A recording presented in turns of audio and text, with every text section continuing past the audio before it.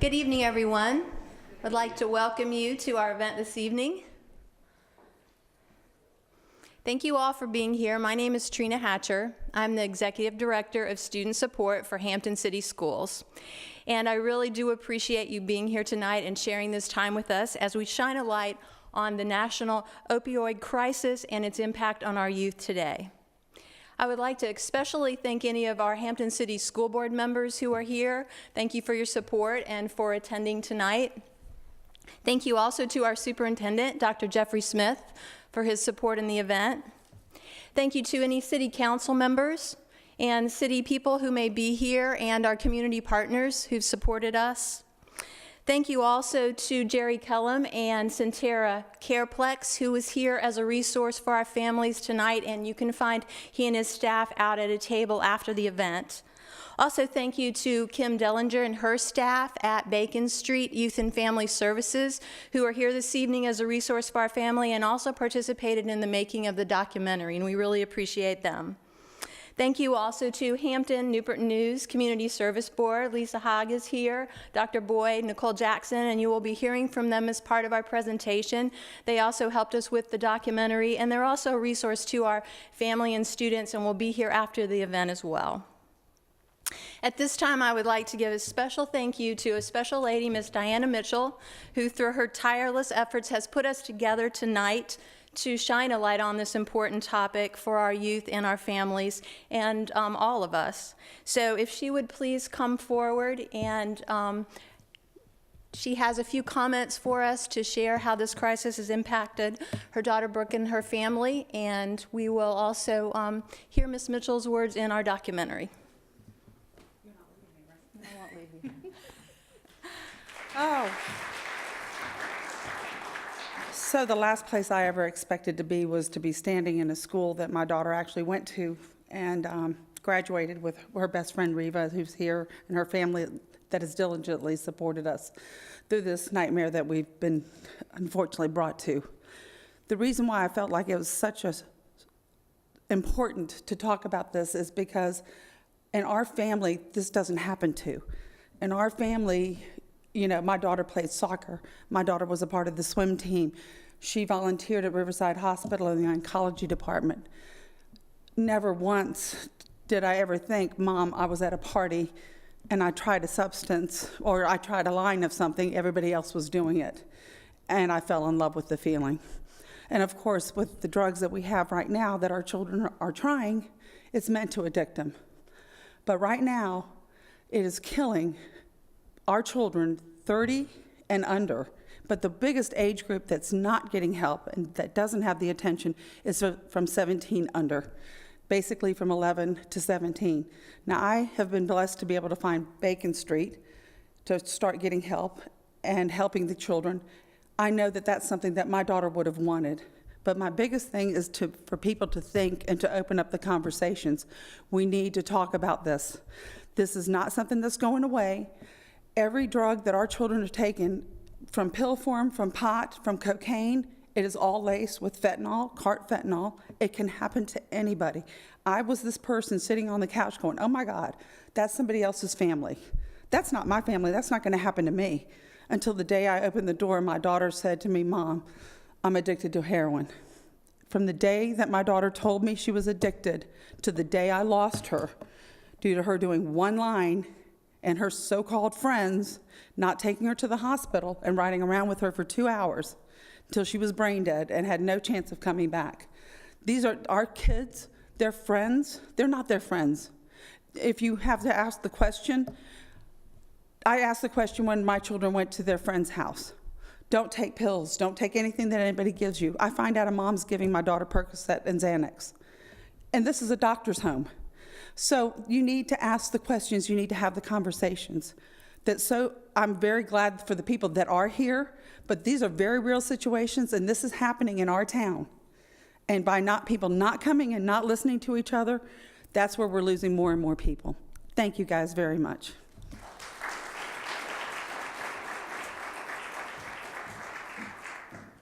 Thank you, Ms. Mitchell. At this time, we will view the documentary, which includes several of the support staff and Ms. Mitchell and our staff. So.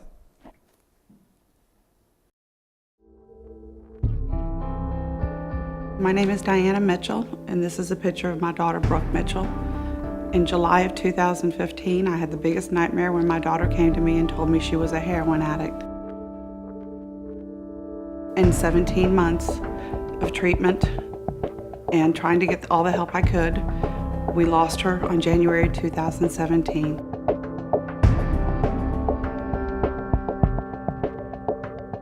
Brooke was pretty much a straight A student, honor roll. She loved to swim.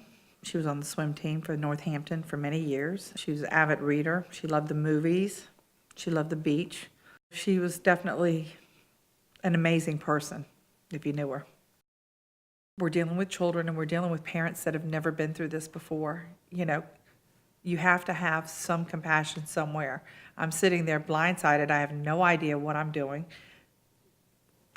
Who does, you know, this is not my life. This is not who this is happening to. This is happening to me. We're a middle-class family. We work our tails off. You know, we have a good family. We have a good, you know, it doesn't happen to, you know, you don't think it happens to you until it does. Your child is a unique person. They're a unique individual. They've got unique things that are going on. And you want to believe the most amazing things about your kid. All parents want that. They want to make sure that their kids are going to be wonderful. Nobody wants to think that their kid is going to be struggling with addiction. I think any difference you see in your child, change of friends, drop in grades, really isolating themselves to their rooms, not telling you what's going on with them in their lives, mood changes, being really angry, the level of reaction that you get from your kid sometimes is so out of the norm and out of character. And those are signs that parents see, but a lot of times they just say, oh, they're just being teenagers. Because as parents, we always want to think, oh, that's not my kid.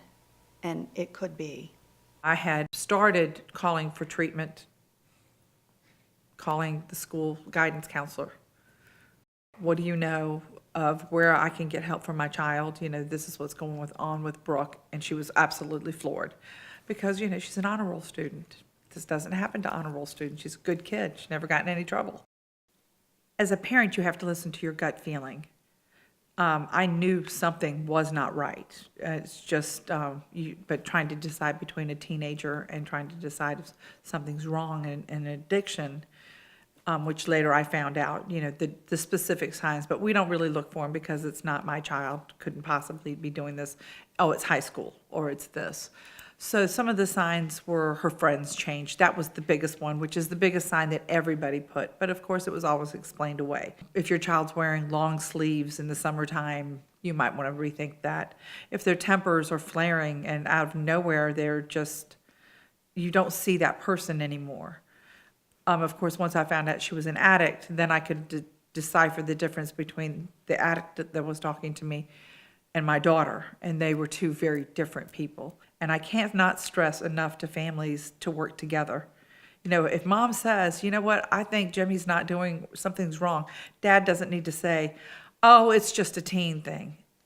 As parents, we know something. I never in a million years expected it to be this concoction of poison that they're putting out here. You know, I call it poison, they call it opioids, fentanyl, you name it, it's all mixed together. I think the most important piece is realizing that as a society, addiction is a family disease.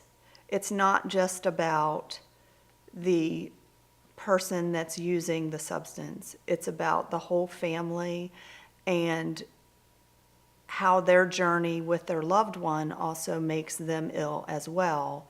And so the whole family is in need of services. And it's very easy to say, well, it's not me, I'm not the one with the addiction, but everybody needs help. And, you know, as parents, I don't think we understand either how closely we need to watch a sports injury that could accidentally lead to an addiction, or a past surgery that people really aren't remembering, but the medication is still in the medicine cabinet. It might not be your child that's possibly taking it, but what about one of their friends? I think we just have to be very mindful about how we manage the opioid epidemic and the availability to especially our kids. Keeping your ears open at the same time, having that compassionate, loving relationship, open relationship with your kids is really important. So knowing where your kids are going, knowing who their friends are, knowing who their parents of their friends are, making sure that you have the who, what, where, why, and how on a regular basis with your kiddos, making sure that children understand your expectations. Talk to your kids on a regular basis. It's so important. One of my favorite strategies that I tell folks when working with teenagers is go for a drive. Teenagers don't want to necessarily look you in the face, but if they're sitting next to you, you can have some really amazing conversations about what's going on in their lives with them if they don't have to look you in the eye. And so that has always been a good strategy for young people and for parents. Having a conversation, with your adolescent and just frankly asking the question if they're using substances. Sometimes, at that point, they're very honest. And so then you talk about, seeking professional help. Because the biggest thing, we want to seek professional help so we can get the screening and assessment and the treatment planning so we can intervene as quickly as possible. It's better to be safe than sorry. And the sooner that you can begin to address issues, if they are there, the better. It doesn't take long for, especially an adolescent brain, to become addicted. Brains aren't fully developed until they're 25. So adolescents are particularly at risk of making bad choices, engage in risky behaviors, and think that nothing is ever going to happen to them, that they're invincible. Know that no one else in this world is going to support me but my parent. And if you can't do it, find somebody else to do it. Find a trusted family member, a trusted professional, whether it be the community service board or another provider. Find what works best for you and your child, because it's about survival at this point. Because once they try that drug, it's automatic addiction.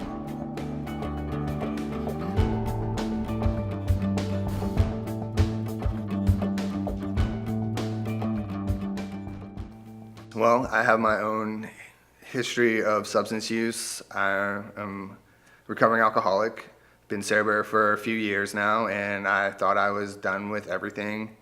And then in July of 2016, my little brother died from a heroin and fentanyl overdose. And when that happened, I went and I changed my major at school and decided to become a substance abuse counselor. I'm hoping to make sure that Michael's death wasn't for nothing. If I can use his story to help one kid not make that same mistake, or make one family not have to go through what my family is going through. He was 19. He was a cool kid. He loved music. He really was a sweetheart.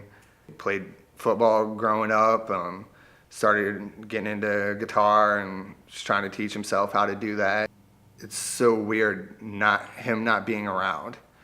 And now I have a young one of my own, and I go outside every night into my yard and look up and try and talk to him and just be like,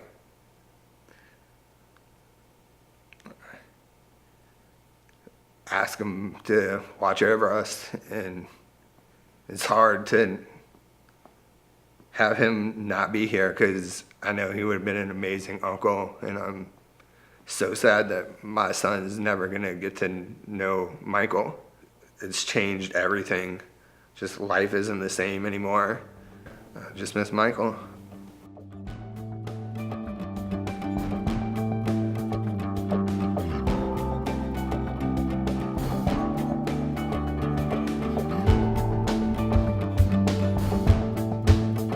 So back and forth through Brooke's treatment, Myra would watch her every day. Did she do her work? Did she do whatever? She was in constant communication with her. The amazing job that that woman did for my daughter.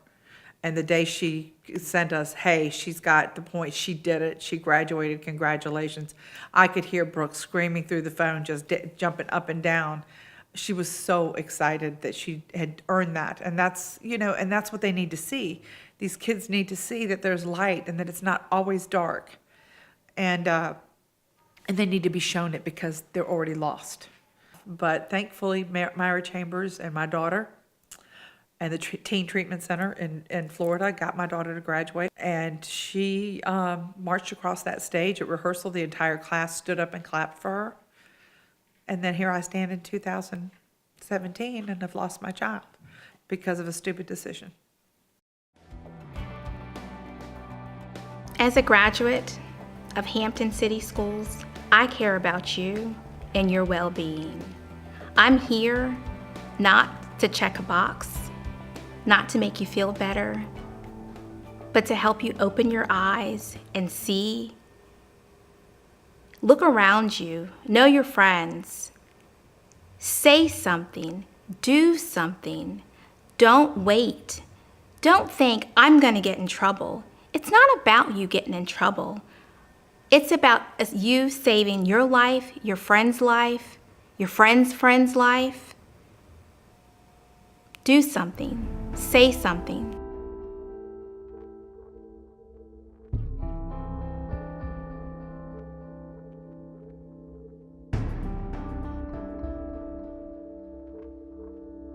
She said, I want to wake up one day and realize that life isn't as terrible as I've always thought it was.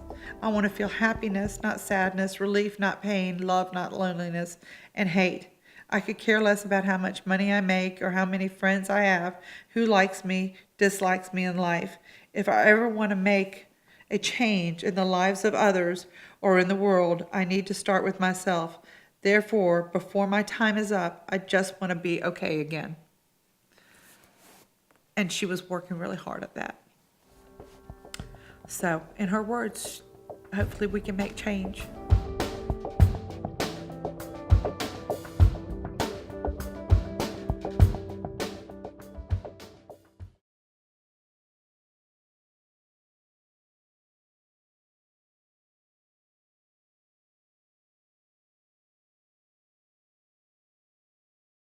What a wonderful video. I want to introduce myself and Nicole Jackson. We're both with the Hampton Newport News Community Services Board. I'm Dr. Nadia Boyd. I'm the juvenile forensic administrator there. And Nicole Jackson is the therapeutic day treatment administrator at the Hampton Newport News Community Services Board. You saw a lot through the video, so what we're going to do is highlight some key factors with the opioid epidemic, and we will also go into some of the treatment guidelines, and we will provide a list of resources, and then we'll give you the opportunity to go out and to meet with, some of the individuals who are here with the Hampton Newport News Community Services Board, as well as other providers that are here. So, Ms. Jackson, we'll start. Thank you. Again, I'm Nicole Jackson, licensed professional counselor with the Hampton Newport News Community Services Board, and I serve as our administrator of our TDT services in the schools in ISIL, and also our substance abuse psychoeducation services that we provide in the school.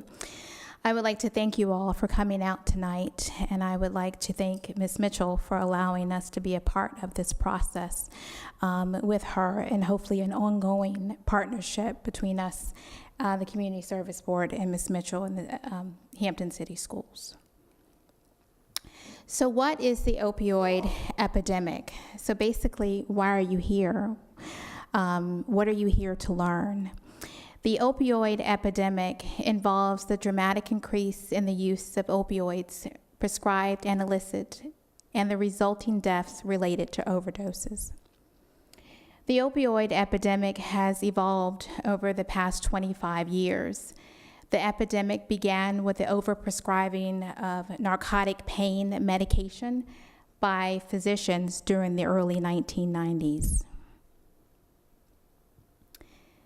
Narcotic pain medications include such things as, and most of these we're familiar with and might even have in our bathroom cabinets as we speak: codeine, fentanyl, Vicodin, morphine, Percocet, or just to name a few. Narcotics are drugs that block or reduce pain by binding with the opioid receptors in the brain and the spinal cord. And we have a really cool video that we'll show later that'll really break that down of how our brain functions and our spinal cord functions, and how the use of that drug brings out those receptors, which increases the need and the ongoing need for it. As the crackdown on overprescribing of narcotic pain medications began, those addicted to opiates returned to heroin as a cheap, very cheap, and more widely available and potent illegal opiate. Overdose rates began to dramatically increase in the United States over the last 8 years. Now, this next couple bullets are very powerful information here. Deaths due to heroin-related overdose increased by 286%. 286% from 2002 to 2013. More than 80% reported misusing prescription opioids before beginning use of heroin. So what's in our bathroom cabinets was used prior to the use of heroin. In 2015, more than 33,000 Americans died as a result of an opioid overdose, including prescription opioids, heroin, and illicitly manufactured fentanyl, and powerful synthetic opioid. Now, this one right here hit home for me because I remember the HIV and AIDS epidemic, and my parents sitting me down and talking about safe sex, whether I was having sex or not. There was a conversation about safe sex. The Center for Disease Control and Prevention has reported that drug overdoses killed more people during 2015 than HIV/AIDS at its peak during 1995. So I see a lady over here shaking her head. I mean, it's unbelievable, that statistics. That same year, an estimated 2 million people in the United States suffered from substance use disorder related to prescription opioid pain relievers, and close to 600,000 suffered from a heroin use overdose. So you now know, which most of you probably already do in this room, I wish we had more in this room, how much is this costing us? A lot of money.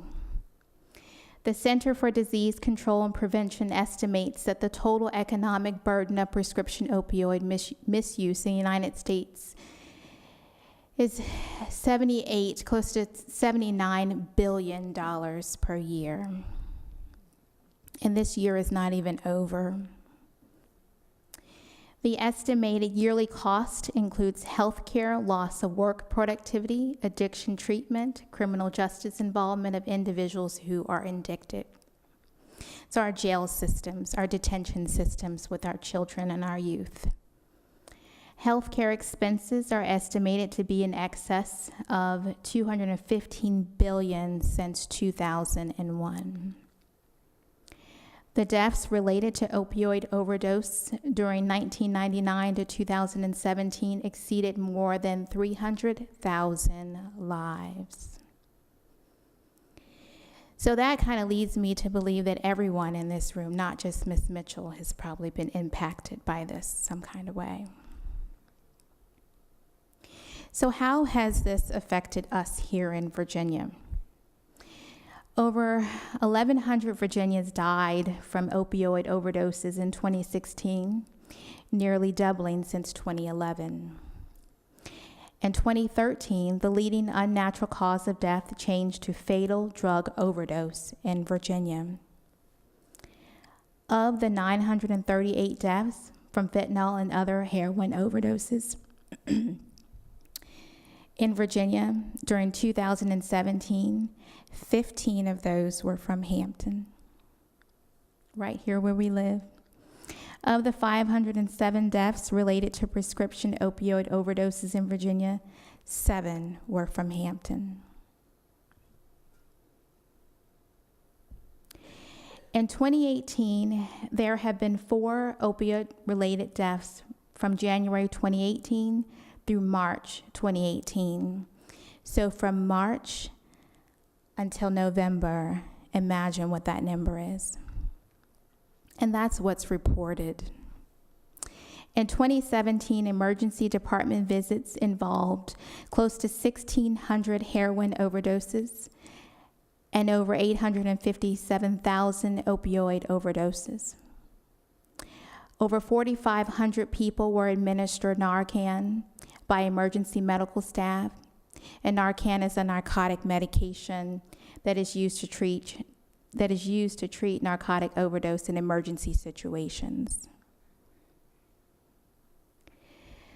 So our response to that in Virginia implemented the Addiction and Recovery Treatment Services, which we know as the ARTS program, in April of 2017 to increase access to treatment for Medicaid. Unfortunately, if you don't have Medicaid, you wouldn't receive the service.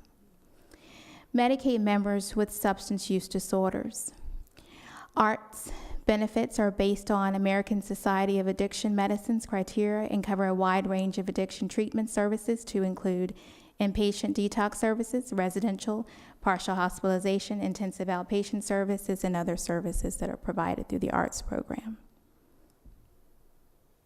And now we have a video. I mentioned earlier as Kelly is coming to prepare that video of how our brain functions and our spinal cord functions and how an individual tries an opiate, how I mentioned how it is instantly addictive because of our brain and spinal cord response. This is Susan. Susan loves to bike.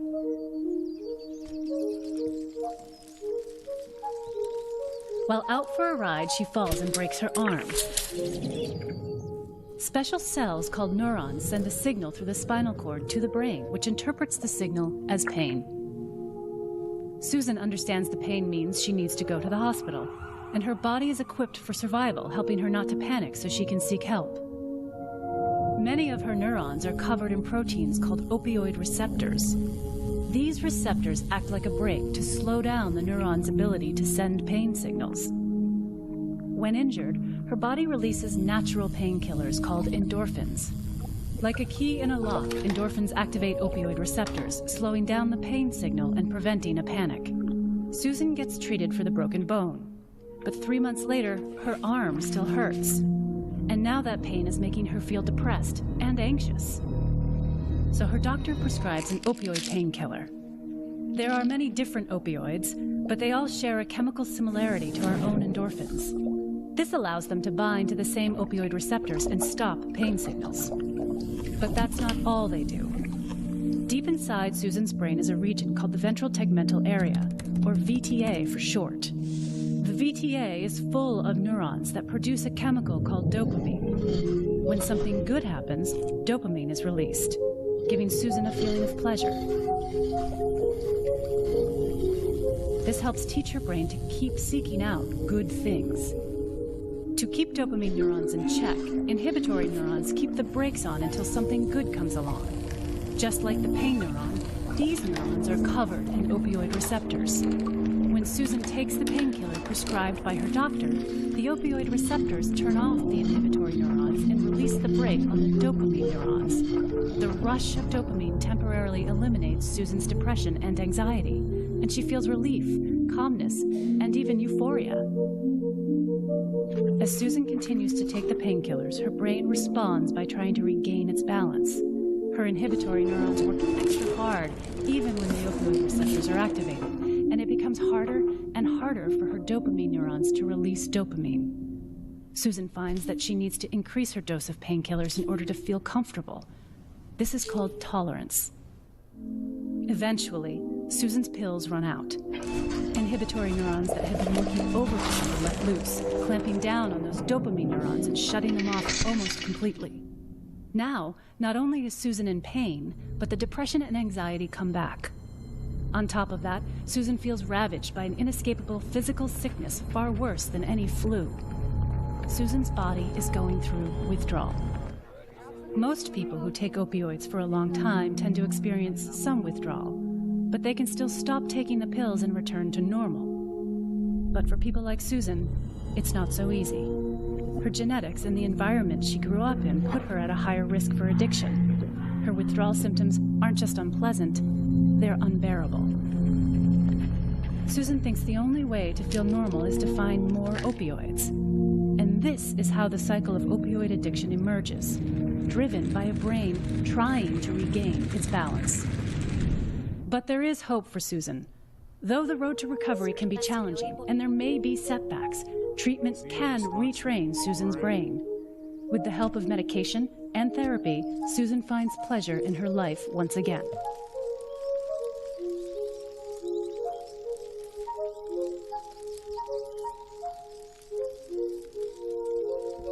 So again, I have the luxury of overseeing programs at the Community Services Board, working with adolescents and juvenile justice. And so that's in your detention facility, that's in your parole and probation units. And so what we do there is we provide substance use treatment, assessment, and diagnoses there.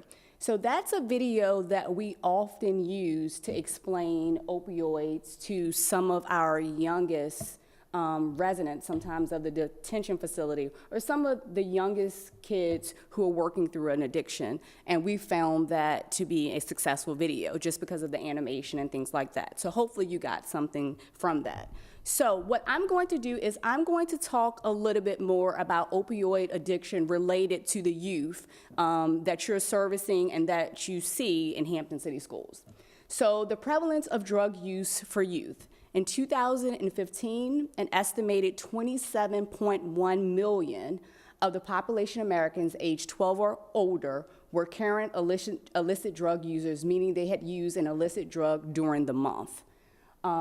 Illicit drugs are not just opioids. Opioids is one classification of drugs, but marijuana, cocaine, heroin, hallucinogens, inhalants, methamphetamine, prescription psychotherapics, and lots of other medications. Those are kind of the drugs that come before me when I'm working with kids who are working towards recovery. Okay. National studies show that a teen is more likely to have abused a prescription drug than an illegal street drug. So that means your common medicine cabinet. Oftentimes when I conduct assessments, when youth come into me, they talk about from when they were very young, they were utilizing their parents' migraine medicine when they got a headache. Or I've had kids come to me that they have grandparents who are receiving cancer treatment and they start abusing that type of drugs. And so most of the time they're getting drugs within the medicine cabinet of the home. Every day in the U.S., 2,500 youth between the ages of 12 to 17 abuse a prescription pain reliever for the first time. In 2005, 4.4 million teenagers in the U.S. admitted to taking a prescription painkiller. 2.3 million took a prescription stimulant such as Ritalin, which is often very common because kids are prescribed Ritalin for ADHD and other mental health diagnoses. 2.2 abuse over-the-counter drugs such as cough syrup. Maybe a year ago, that was really big in my office, the Corticidin. You see that some of the pharmacies now have done very well with that. You have to be 21 and it's no longer just in the aisle. You have to go to the pharmacy to actually receive the medication, but that was really big for my office for a while. The cough syrup. The average of the first-time users is between the ages of 13 and 14. Today, about 48% of young people have used an illicit drug by the time they leave high school, and about 7% of 8th graders, 16% of 10th graders, and 24% of 12th graders are current users. That's just within like the past month when we were looking at the statistics. Nearly 70% of those who try an illicit drug before the age of 13 go on to develop a substance use disorder. So that's kind of what we talked about in the video when we were looking and highlighting addiction. 60 to 70% indicate that home medicine cabinets are their source of drugs. And so we've talked about that a little bit as well. The prevalence of drug use amongst youth, there was some encouraging news regarding the new surveys with the National Institute on Drug Abuse Monitoring. A lot of the youths were down in other categories, not necessarily with the whole opioid epidemic, so that was very encouraging news that we received. Why do youth use drugs? The biggest thing that happens, and I can't list them all here, but these are the common occurrences of when kids come in and they receive a comprehensive assessment of why they're using drugs. The biggest thing that I'm trying to take away in that comprehensive assessment is the notion of bad kids use drugs. There are some really good kids who are using drugs. We saw that in Ms. Mitchell's video. She highlighted how a great student she was. She was on the swim team. And so a lot of good kids are using substances to fit in, to escape or relax. The big one that I get sometimes is to relieve boredom. And what we're thinking as parents, I got them involved in this and I got them involved in that. But are they really interested in what you have them involved in? And so we talked about on the video having conversations with them to seem grown up. The other big one, to experiment, experimentation. Everybody wants to belong. We're human beings. And so being around your friends, and then this happens. They pull out this, they feel like everybody else is using this, and so they're inclined, to try it. To rebel is also another reason why youth use drugs. Stress factors.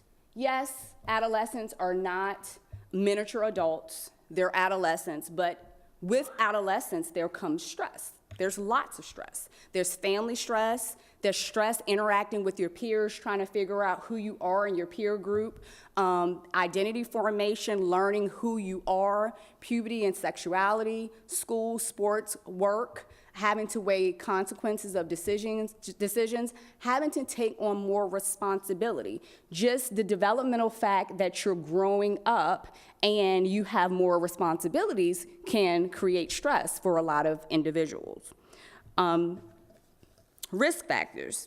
You have family estrangement, you have bullying, you have sex and consequences, you have learning disabilities, access to drugs and weapons, and the big one for me is the 24/7 media.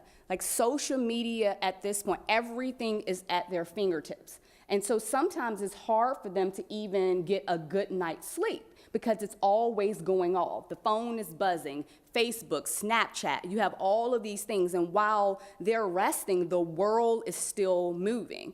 Back when I was growing up, there was a landline. Basically, you didn't figure out what was going on until you got to the hallway of school that morning. But right now, they're always on. And so that is pretty stressful. And then as parents, when you're trying to intervene and cut them off a little bit, there is anxiety because you don't know what's going on. And so if you're restricted and you can't have your phone, that builds more anxiety and increase more stress. I'm not saying don't do it, but as a teenager, it increases the anxiety and the stress of not knowing what's going on. Signs and symptoms of opioid use. Ms. Mitchell, the video highlighted this very well. Anxiety, the irritability, being very mindful of drastic changes of symptoms with your adolescents, with your youth. You know your child.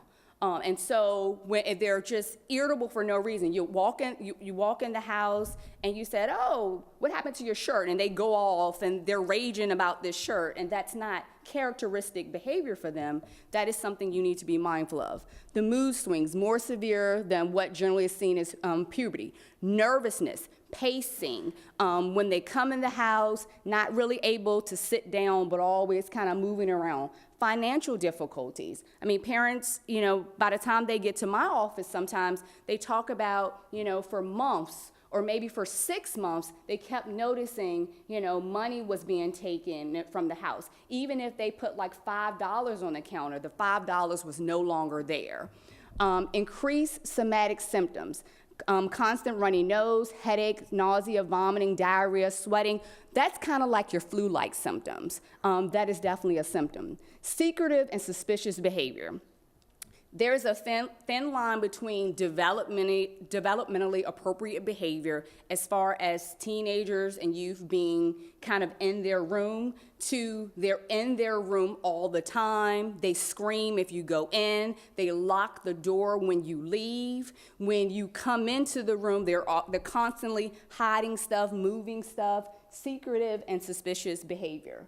And a lack of motivation. When we look at the lack of motivation for signs and symptoms of opioid use, the really big one is lack of motivation for things they used to find pleasurable. So things that you know that they were interested in, but they no longer want to do. So not lack of motivation. If they were never really a good student and they just don't enjoy going to school, I mean, yeah, that may be something, but if your child really loved the swim team and they were swimming 3 days a week and they no longer want to swim, that is something that you want to be mindful of.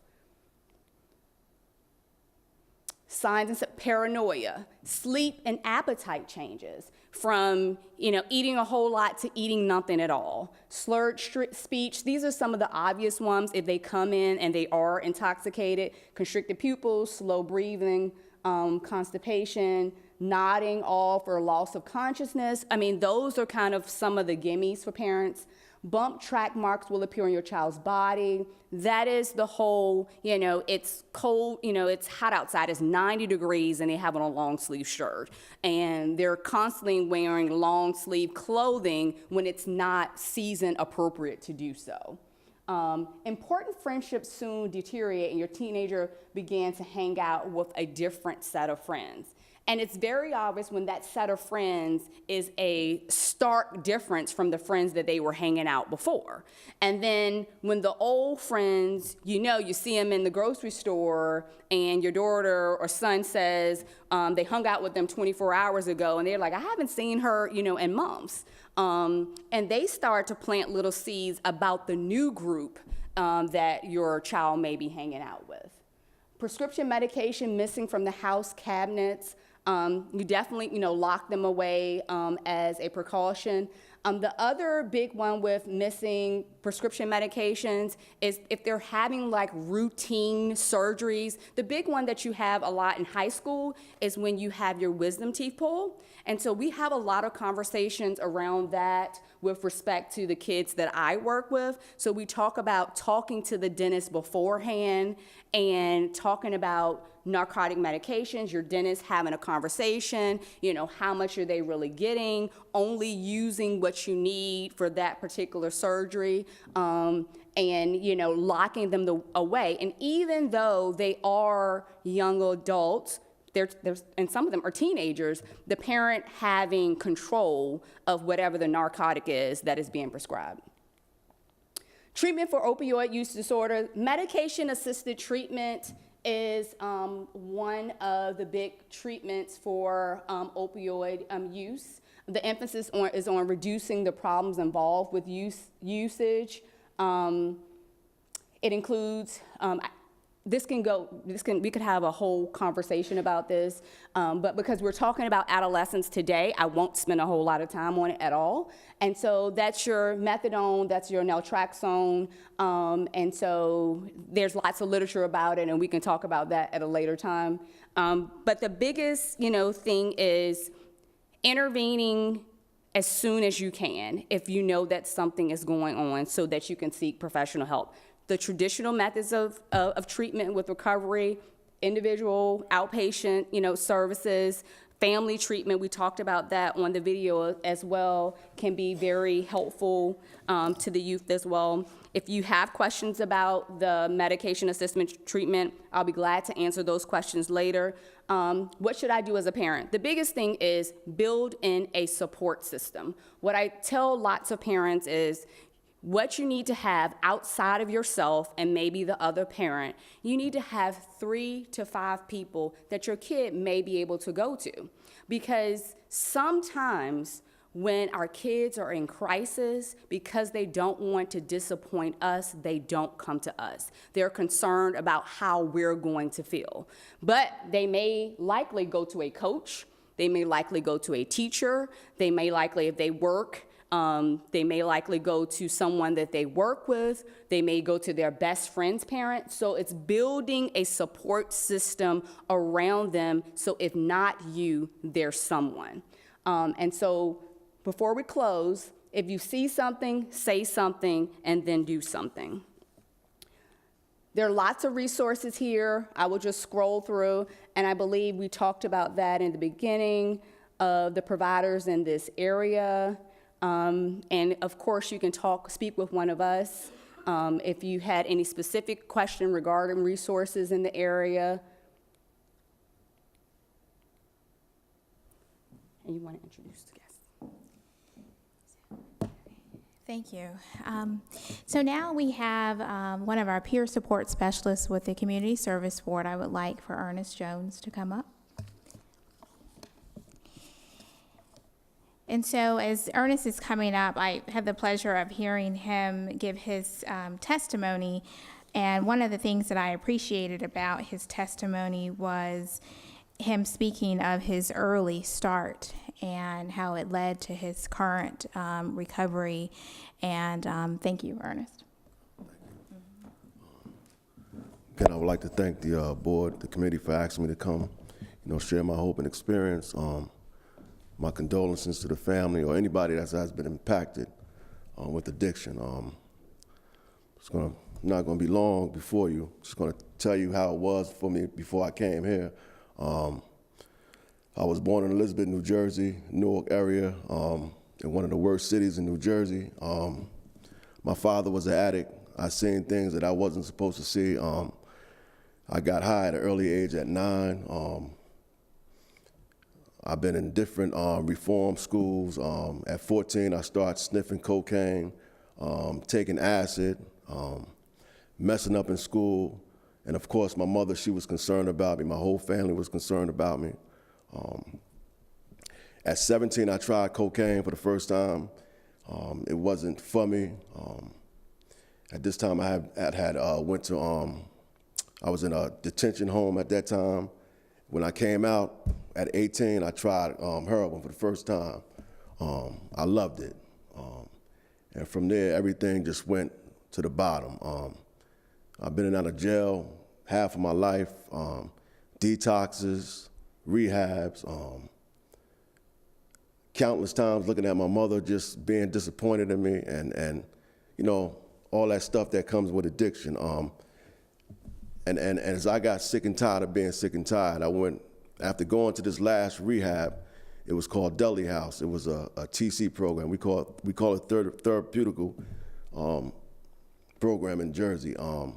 And what it did was it taught me about the disease of addiction. Because you're looking at a person, I died like 3 times from this disease, and they brought me back to life. I lost a lot of things. I lost my family. My kids didn't want to be around me. The neighbors, everything that come with that lifestyle. And I went to this place and I learned about who I was. And once I started learning who Ernie was, I started giving myself a break.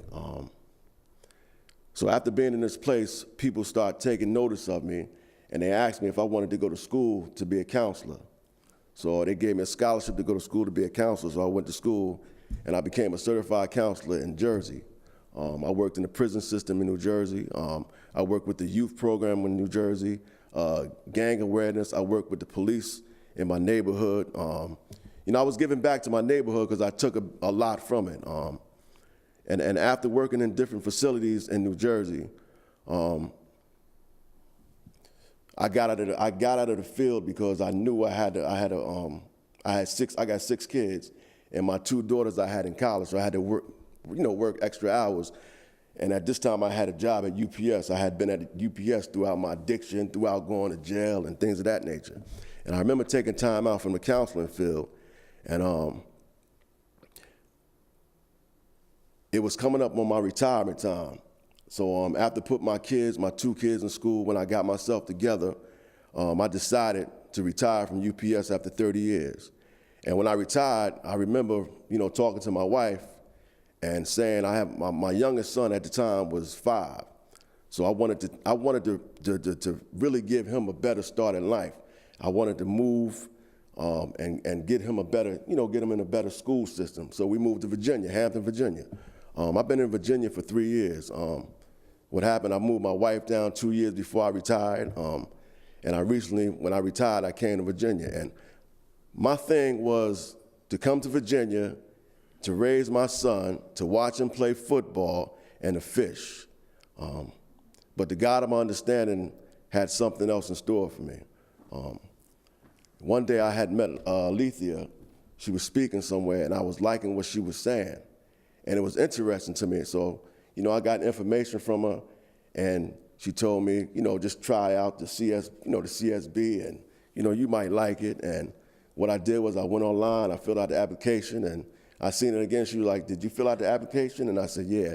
She was like, I got promoted, and, we're gonna try to get you in. So they got me into CSB. So I've been at the CSB for about 2.5 years, certified peer support specialist. And, the only thing I can say a lot of things. The only things I want to say is that, I'm a person in long-term recovery, and I'm coming up on 17 years clean. What I love about my life today is that anybody can do it. It's a choice today that I have. I love getting up in the morning not being dope sick. I love getting up in the morning, get my son dressed for school. I got 6 grandkids who I take care of. I got my family back. My mother, I talk to my mother every day. I participate in my life as well as society. I give back what was freely given to me. And what I love about the CSB is that I get to work with people that was once like me. I don't judge them. I don't look down on them. I have empathy for them because I know where they're coming from. This job that I do requires patience because, see, a lot of times I remember where I come from and people took time with me. And that's what I try to do today. I love my life today. I'm blessed. I thank God. Sometimes people think I'm crazy because I always say, I thank God that I went through what I went through because I wouldn't become the man I am today. I had to go through the struggles to be a better man today than I am.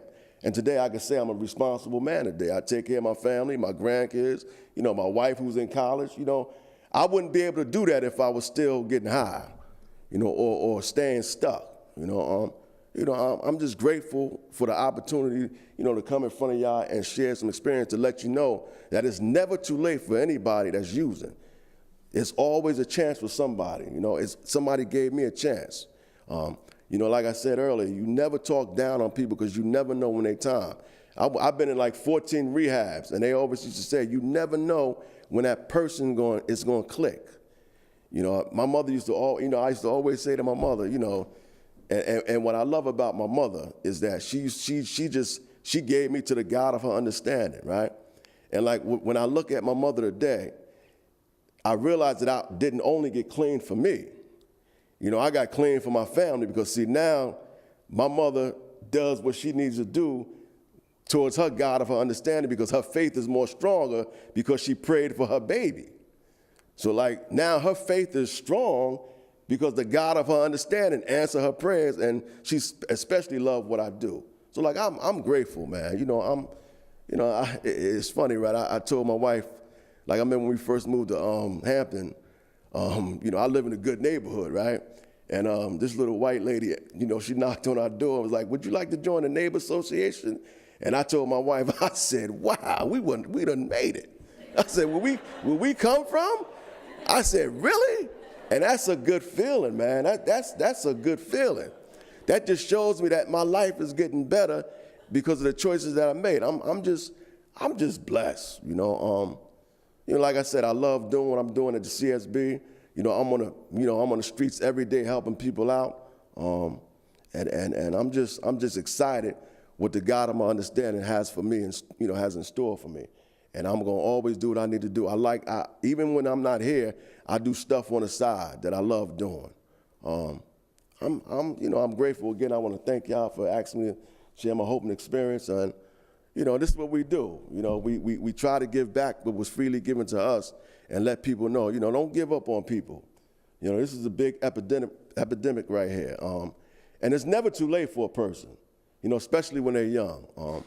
I always talk to young people like, I always share my hope, my experience, like if somebody would have really took time, if I would have really listened, because the people I was hanging out with, I had to be a certain type of way.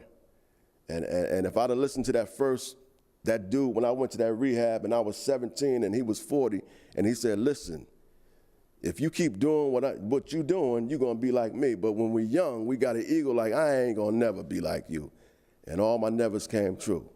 So that's why I try my best to talk to young people, whoever strung out, and try to share some hope and experience that this thing is death. If you keep going, it's just death. So again, I want to thank everybody. Thank the committee for asking me to speak. Like I said, I'm a person that's in recovery, and I am so grateful where I'm at today with my life. Like I always say, and I sit back sometimes by myself in my house, and I look around and see what I got, and I always say, is it supposed to be like this? Because the way I was living, then I always say that God, I'm understanding, always got something in store for me, and I'm forever grateful for where I'm at today. Because a lot of people that I ran with didn't make it, or a lot of people that I've dealt with as peer support specialists are dying. And, the only thing I could do is say, by the grace of God, there go I, and just pray for people. And I'm just, like I said, I'm grateful. And this is the stuff we really need, because there's a lot of people dying, especially in Virginia. When I came to Virginia, I didn't realize, because heroin been in my neighborhood since the 1900s. My grandmother and them used to talk about it. And when I came to Virginia, I was like, wow. And it blew me away, because I was so used to growing up around this. But I'm so grateful that I could participate in helping people out in Virginia. And once again, I'm grateful for the Community Service Board for giving me a chance to help people out, and Alethea for, trusting me and always being there and backing me up with the things I need to do. And, that's basically it. Again, God bless you. Again, if you got loved ones, pray for them, have patience, and just talk with them. Don't talk at them, talk with them. You'll know when enough is enough. Thanks again.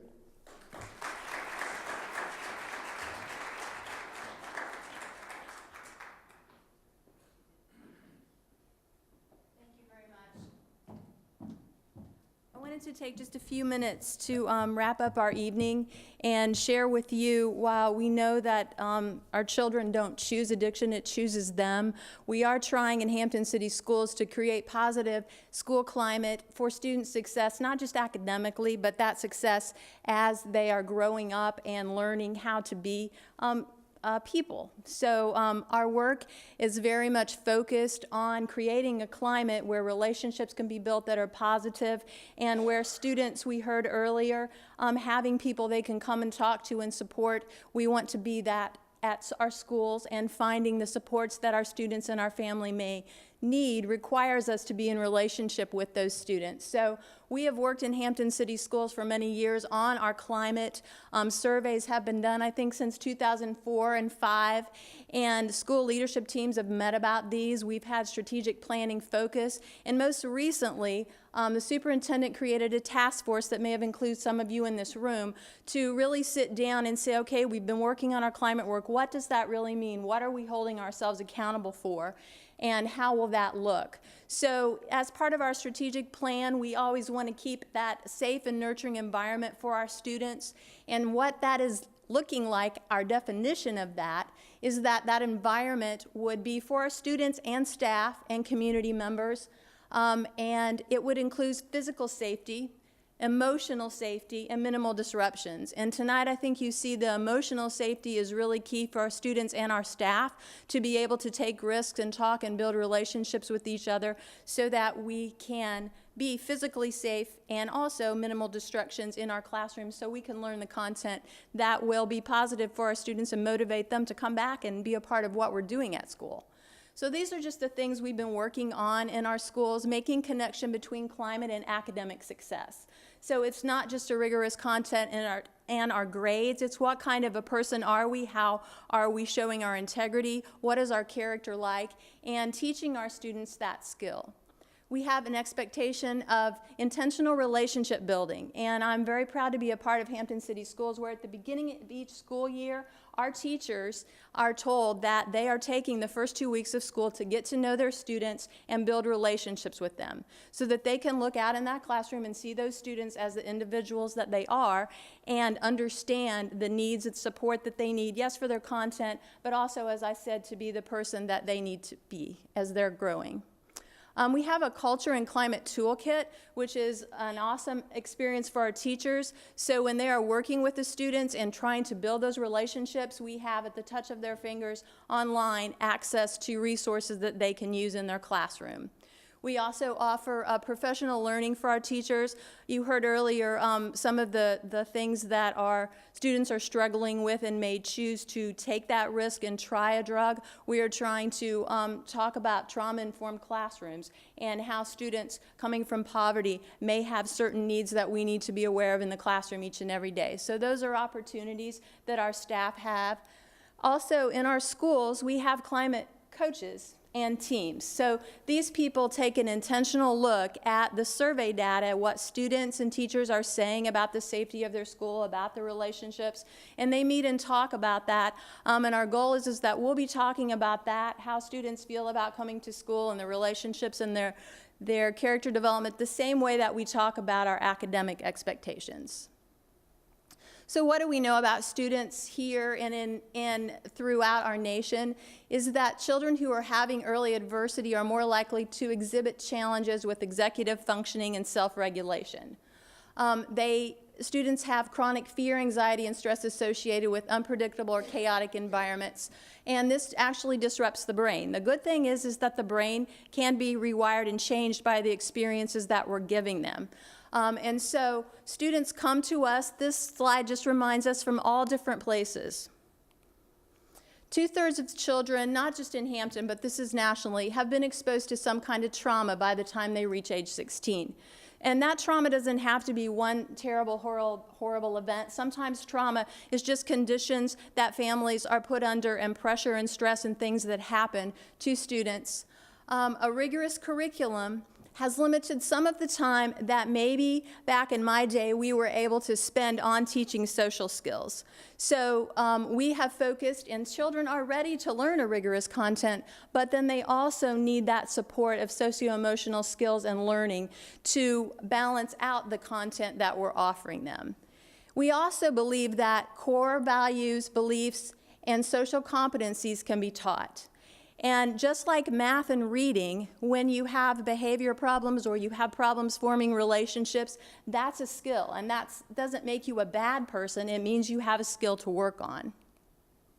So in Hampton City Schools, we have decided to expand or focus our climate work on socio-emotional learning. So this is a definition that we have agreed that we will have in our schools. And when I talked about those climate coaches and the people that are involved, they were a part of creating this. And we want to just understand and manage our emotions, being able to achieve positive goals, and showing empathy for others and how you learn to do that. Establishing and maintaining those positive relationships, which is very important to the work that we heard tonight that's going on, so that those students, whether they are struggling with the decision to try a drug, or if they have tried and have become an addict, that they have relationships and know how to do that, and making responsible decisions.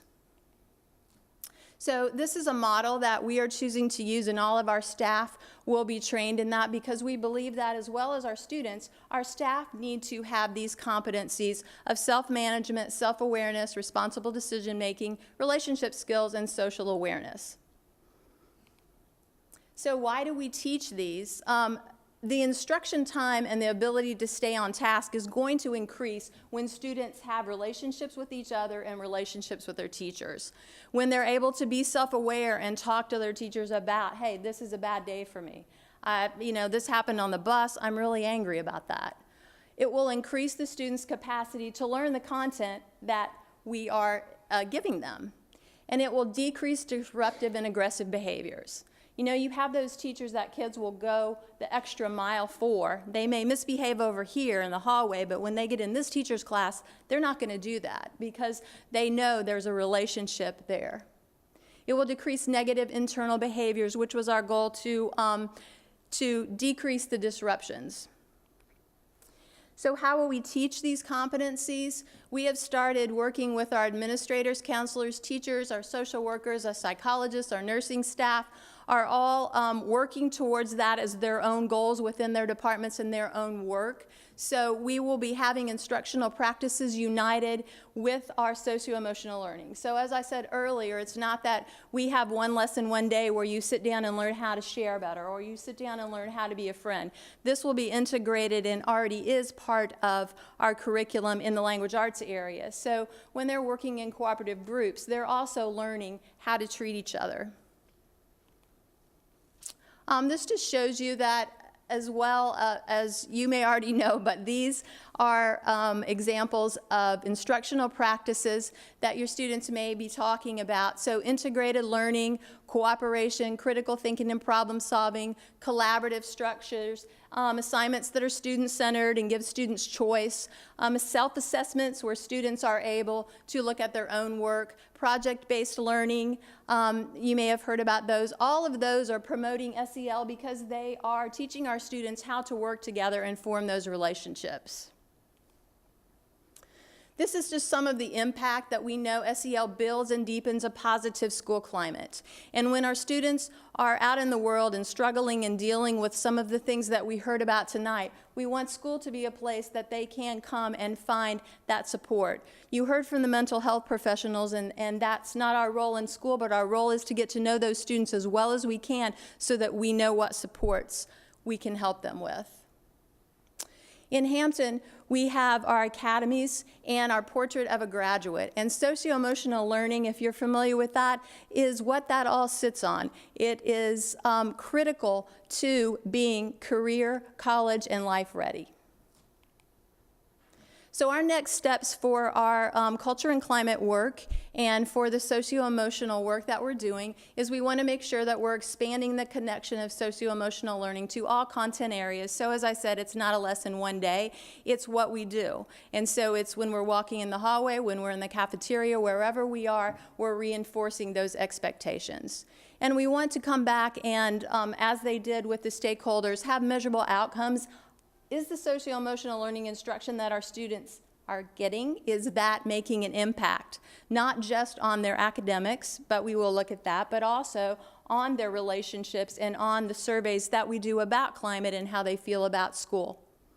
We want to establish some criteria for some supports for our students. So as I said earlier, these are skills that we know can be taught.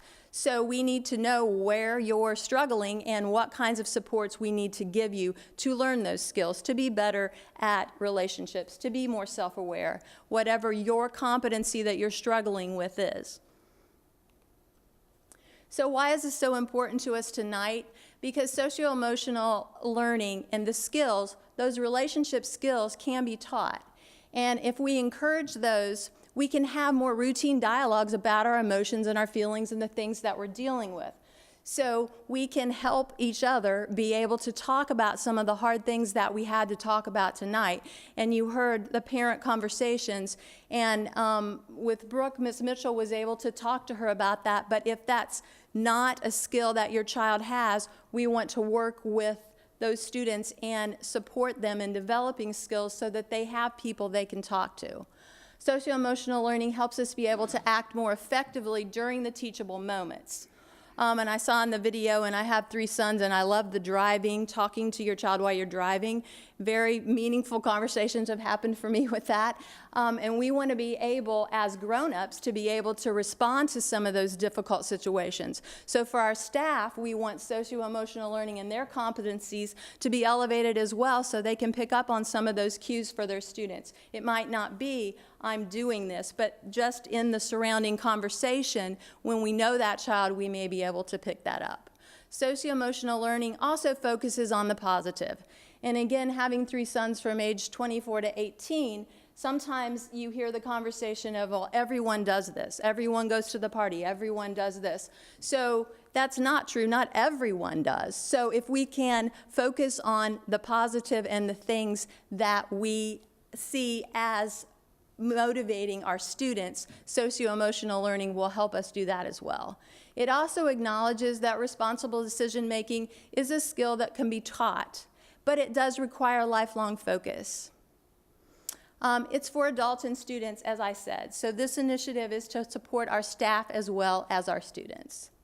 So here are some of the contacts and the people who are available to support your child in our schools. And I also would just like to say that we are recording this event tonight because it is a difficult topic, and if there are people that maybe weren't able to be here, please share with them that it will be on our YouTube channel. I also would just like to remind everyone that Bacon Street Youth and Family Services will be available, as well as a community service board, as well as Centera Careplex. And Centera is hosting an event, and I have my flyer up here to remind you. On Friday, December 14th from 8 to 10 at the Centera Careplex Hospital Conference Room on Coliseum Drive. There's a flyer out here, and Ms. Mitchell will also be a part of their presentation, so please pick up one of these, share it. If you can attend that, there are directions to be provided there. So we really appreciate you being here tonight, and I hope that it has made you more aware of the situation that our students, and you heard as young as 9 years old. So we're very thankful for your time and attention to this event and appreciate you being here. Please stop by and chat with anyone that you would like in the atrium out there. Thank you.